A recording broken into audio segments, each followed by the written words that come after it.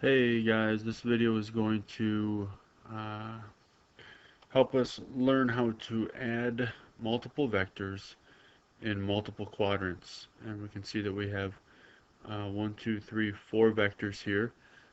They're all force vectors. They all have a magnitude and a direction.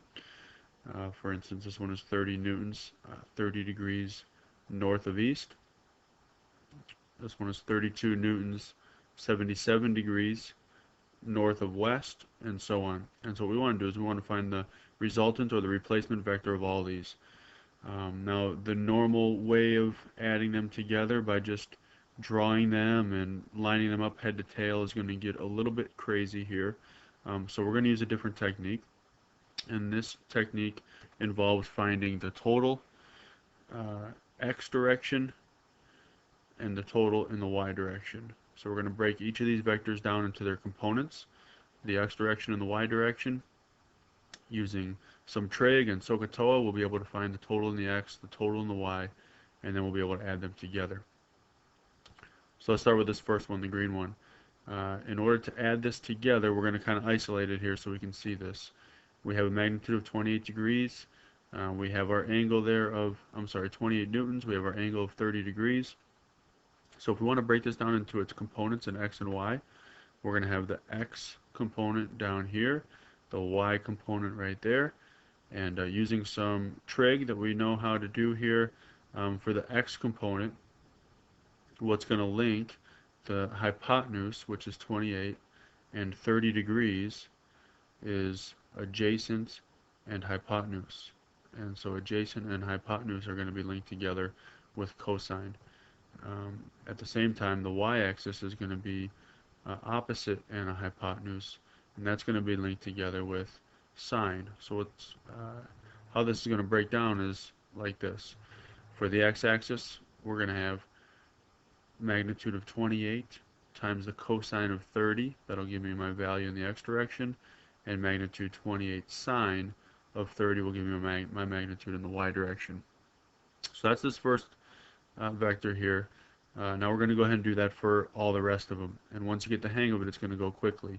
So for the blue vector here that is highlighted now, 33 newtons and 77 degrees. We're going to have 32 cosine 77. Now here's the key thing for the x direction, because this vector's in this quadrant here, the x value is going to be negative. The y value is still in this quadrant. It's still a positive value, so we're going to have 32 sine of 77. Alright, next one is the purple one down here, 7 newtons at 45 degrees. It's going to be negative for both of them because it's in this lower quadrant down here. So negative 7 cosine 45, negative 7 sine 45.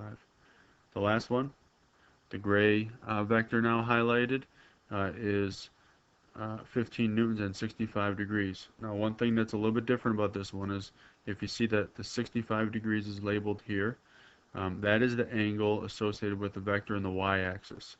In order to keep consistent over here for our x and y values, it'd be easier for us not to use this angle here, but the angle in this x pocket here associated with the x-axis.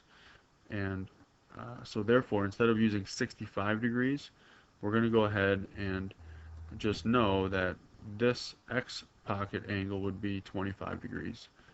And so once we have that angle associated with the x-axis, we can use our same pattern here of cosine and sine and say that 15 cosine 25 will give us the x component, and negative 15 sine, because we're in this negative y region down here, negative 15 sine of 25 will give us the y component. So we have each vector now broken down into its x and y component. From here we just got to do a little math. We're going to go ahead and we're going to add down. So 28 on your calculator would be 28 cosine 30 plus negative 32 cosine 77 plus negative 7 cosine 45 plus 15 cosine 25. Get a total down here. You'll do that the same way for the y direction. And so our totals are going to be positive 25.6 x, positive 33.9 y. So it took a little work to get there, but now we have an x component and a y component for all of those vectors combined. Here's what it's going to look like. We get our quadrant here. We're going to go 25.6 in the positive x direction. We're going to go 33.9 in the positive y direction, and the replacement vector, the resultant here, is now going to represent the replacement for all four vectors. There it is. And we can use Pythagorean theorem.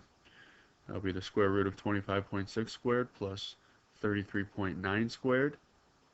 That's going to give us roughly 42.5. We're not done yet because forces are vector quantities. We need a magnitude, which is what we have here, 42.5, as well as a direction. So we got to figure out this angle. And the easiest way to do that is going to be the inverse tangent of 33.9 over 25.6, because it's opposite over adjacent. That's going to give us an angle of 53 degrees. So we're finally ready for our final answer, which is 42.5 newtons at an angle of 53 degrees north of east. So again, it took a little work to isolate those components here. Once we got them, we have our right triangle, which makes life easy.